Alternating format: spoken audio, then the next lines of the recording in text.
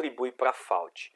Então a gente tem que lembrar, gente, que toda vez que o nosso paciente interna na UTI, é um problema para ele, né? Ele vai estar submetido aí a algumas coisas que podem levar ele a ter fraqueza muscular. E aí a gente precisa começar a observar esse paciente de uma forma mais complexa e muito mais detalhada. Eu peguei essa imagem aqui, ela não é uma imagem nada diferenciada, muito difícil. É uma imagem lá da parte da diretriz lá de ventilação. E a gente tem na Cielo mesmo, publicado numa revista nacional, na RBTI, escrito por fisioterapeutas, falando de fisioterapia em pacientes sobre ventilação mecânica e pacientes em UTI. Né? Então aqui a gente pega esse esqueminha. Aqui no topo aqui é o doente, né? Então o nosso paciente está doente, está crítico, ele está lá internado na UTI no hospital, né? Quando ele está lá, galera, internado, ele vai ser submetido a 4 problemas, né? Ou ele vai passar por 4 grandes problemas. Aí a forma de falar, está submetido ou vai passar, depende da forma que você queira falar, mas é praticamente a mesma coisa, né? Então esse meu paciente, ele vai ter alguns probleminhas que nós precisamos estar um pouco mais atentos, né? Então, eu estou só olhando aqui para o meu Instagram, que eu vou ligar o Instagram um pouquinho rapidinho aqui ao vivo. Então, o que a gente vai perceber? Ó, meu paciente, ele vai ter espécies reativas de oxigênio. Por quê? Porque eu vou estar submetendo meu paciente ao uso de oxigênio. Seja por catéter, seja por máscara, seja por VNI, seja por ventilação mecânica, né? Então, se eu estou ofertando mais oxigênio para o meu paciente, mais do que 21%, que o 21% seria aquele, né, o que a gente tem no nosso ar, que a gente capta no ar, se eu estou oferecendo mais oxigênio para ele, eu posso estar produzindo mais espécies reativas de oxigênio. Essas espécies reativas de oxigênio, elas são muito ruins, porque elas fazem lesão celular, né? E por conta disso, esse paciente ele pode ter aumento de mortalidade. Por isso que a gente diz, né, por isso que nós falamos de forma repetida, baseada em estudos científicos, que você submeter o paciente à hiperoxemia, você pode aumentar a mortalidade, porque isso ocorre por aumento das espécies reativas de oxigênio. Isso não é bom para o nosso paciente, tá? Então esse é um problema que o nosso paciente vai ser submetido na UTI. Um outro problema que ele vai ser submetido na UTI é o repouso no leito. Esse paciente ele vai ficar repousando no leito muitas vezes, sedado, curarizado, muitas vezes instável hemodinamicamente, sem condições de que a gente faça algo por ele naquele momento, e com isso o paciente vai perder força muscular decorrente dessa paralisia no leito.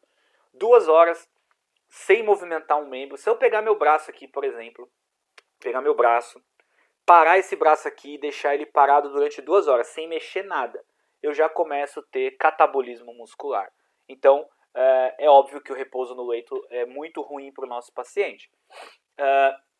O nosso paciente também vai ter um aumento de liberação de citocinas inflamatórias, que é decorrente da inflamação, do processo inflamatório, processo infeccioso. Então, toda vez que eu tenho um processo infeccioso, eu tenho uma cascata inflamatória, né? Uma liberação de mediadores inflamatórios que vão estar passando pelas minhas células e vão estar lesionando as minhas células.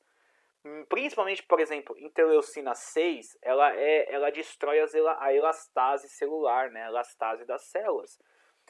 Essas interleucinas vão passar na minha mitocôndria e vão prejudicar a entrada de oxigênio nessa minha mitocôndria. E com isso, a mitocôndria não consegue fazer a sua respiração celular, que é o normal, e aí esse paciente vai começar, por exemplo, a ter falência múltipla de órgãos. É por isso que o paciente evolui para falência múltipla de órgãos. Claro, estou falando de uma forma, gente, muito generalista. A falência múltipla de órgãos dá para você estudar o mecanismo detalhadamente. Eu estou falando bem simplório, né? Então, se eu tenho mediador inflamatório, eu posso induzir a falência múltipla de órgãos porque eu estou lesionando a minha mitocôndria. E eu preciso da mitocôndria porque ela faz a minha respiração celular, né? Um outro problema é que esse paciente ele pode ter uma má nutrição. Então ele vai comer menos, porque ele não está mais na casa dele, ele não está comendo por boca. Muitas vezes ele vai ter que vai se alimentar por uma sonda nasointeral, às vezes precisa ficar em jejum, então isso é extremamente prejudicial para o paciente. E aí, galera, a gente pega aqui no nosso esqueminha, quem está no Instagram, corre lá no YouTube para assistir a aula, porque aí vai ver o slide. A espécie reativa de oxigênio, o repouso no leito e as citocinas inflamatórias vão gerar anormalidades neuromusculares. E a má nutrição, ela contribui para a fraqueza muscular. Porque se o paciente não come direito, ele cataboliza. Então a gente precisa lembrar do anabolismo e o catabolismo. Anabolismo é construção de algo, né? Catabolismo é a destruição. Então se eu não estou comendo adequadamente, possivelmente eu vou ter catabolismo muscular, tá? E tudo isso vai gerar uma fraqueza muscular tão grande nesse paciente que, infelizmente, ele vai ter aumento de tempo da ventilação mecânica. E isso é ruim, porque se ele fica mais tempo em ventilação mecânica, ele está mais tempo exposto a um procedimento invasivo, por um dispositivo invasivo que pode gerar uma infecção pulmonar, que pode gerar uma instabilidade hemodinâmica, que pode gerar um pneumotórax, que pode gerar uma lesão induzida pela ventilação mecânica. Em outras palavras, pode aumentar a chance dele morrer, tá? Aumento do tempo de estadia no hospital. Então, quanto mais tempo esse paciente fica no hospital, pior, porque ele vai ficar mais tempo aí sofrendo procedimentos invasivos, podendo ficar mais fraco, podendo pegar infecções nosocomiais. Então, isso não é legal. Você vai ter queda da função física, então ele vai perder mesmo força muscular, vai fazer catabolismo, vai ter atrofia muscular, vai perder condicionamento cardiorrespiratório. Possivelmente a sua atividade física diária vai cair quando ele for de alta, vai ser bem pior. E a qualidade de vida dele vai piorar. Se você pegar um questionário de qualidade de vida, com certeza esse questionário não vai estar muito bom para o cara que foi de alta com fraqueza muscular, tá?